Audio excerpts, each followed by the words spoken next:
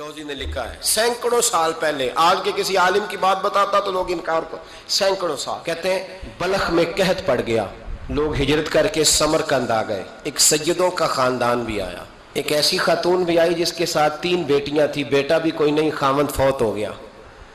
مسجد کے ساتھ مہمان خانے بنے ہوتے تھے، وہاں اس نے بچوں کو ٹھہرایا اور نکلی سمرقند میں کہ کوئی آدمی مل جائے اور اس سے کہوں کہ تھوڑی سی مدد ہو۔ وہ چلتے چلتی ایک سیٹھ کے پاس، رئیس کے پاس پہنچی۔ جن لوگوں کے پاس دولت آتی ہے نا، وہ کئی دفعہ سخت جملے کہنے لگتے ہیں جو اللہ کو پسند نہیں آتے۔ وہ سیٹھ کے پاس گئی تو جا کے کہنے لگی میں غریب ہوں، پریشان ہوں، بلخ میں قحط ہے، سارا زمانہ جانتا ہے، تو میں اس لیے سمرقند آئی ہوں، بیٹیوں کا ساتھ ہے، نہ رہنے کو جگہ ہے، نہ کھانے کو روٹی ہے، نہ پہننے کو کپڑا ہے، مہربانی کر تھوڑی مدد کر۔ کہنے لگا ہو کون؟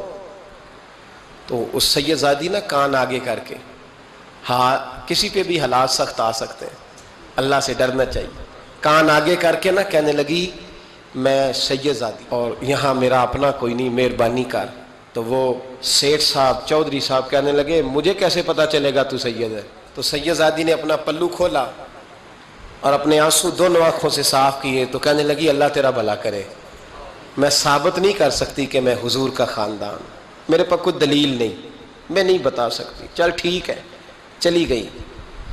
کسی نے بتایا کہ یہاں ایک یہودی بھی رہتا ہے، وہ بڑا سخی ہے، یا آتش پرست ہے، یا پارسی ہے کافر غیر، سخی بڑا ہے۔ اس کے پاس گئی، بیٹھی رہی، لوگ بیٹھے تھے، جب چلے گئے تو قریب گئی، کہنے لگی مجبور ہوں، پریشان ہوں، غریب نہیں ہوں۔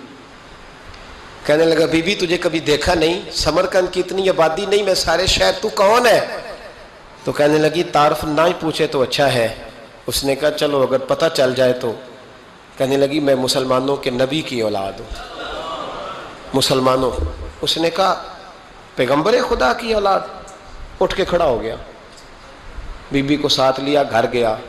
کہنے لگا جو صاف ستھرا کمرہ ہے نا اسے پھر دھو ڈالو، ایک دفعہ پھر دھو ڈالو۔ کمرہ دھلایا، صاف کرایا۔ پھر کہنے لگا بی بی میرے برتن زیادہ صاف ستھرے نہیں، میں نئے نہ خرید کے لا دوں۔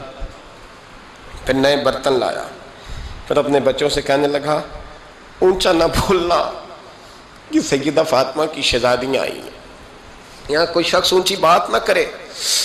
پھر کہنے لگا بی بی جو میرا بالکل طیب اور حلال رزق ہے نا، یہ اس میں سے لنگر ہے، لیکن چونکہ میں غیر مسلم ہوں، مجھے سلیقے نہیں آتے، جیسا تیسا بھی ہو نا اسے قبول کر لینا۔ خاتون کو کہنے لگا یہ گھر ہے، جب تک جی چاہے یہاں رہنا، اور دیکھنا ہو سکے تو رات اپنے نبی سے سفارش کرنا، میرا بھی کوئی مسئلہ، میری بھی کوئی قبولیت کہیں ہو جائے۔ وہ مسلمان کہلانے والا رات کو سویا، کہتے جنت سجی ہوئی ہے، لوگ جنت میں جا رہے ہیں، لائنیں لگی ہوئی ہیں، نبی پاک لوگوں کو جنت میں بھیج رہے ہیں۔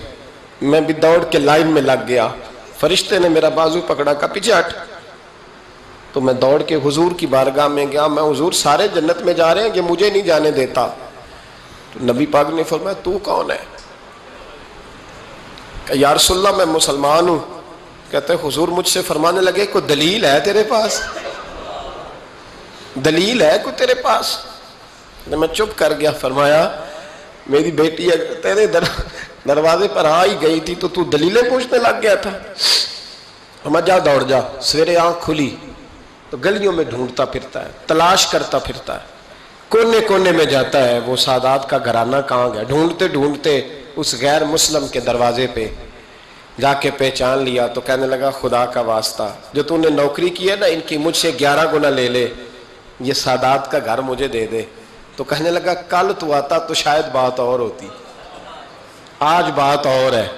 اس نے کہا مہربانی کر۔ کہا نہیں کل تو آتا تو معاملہ اور تھا، آج معاملہ آج اور ہے، رنگ بدل گیا ہے، حالات تبدیل ہو گئے ہیں، اب تو دیکھ تاک کے آیا، جا دوڑ جا۔ کہنے لگا نہیں مہربانی کر، دے دے، تو غیر مسلم ہے تیرا کیا تعلق؟ کہنے لگا چپ کر، غیر مسلم میں کل تک تھا، کل سے سیدوں سے پیار کیا ہے تو میرے حالات سنور گئے ہیں، وہ جو نظارے تو نے رات خواب میں دیکھے ہیں میں نے جاگتی آنکھوں سے دیکھے ہیں.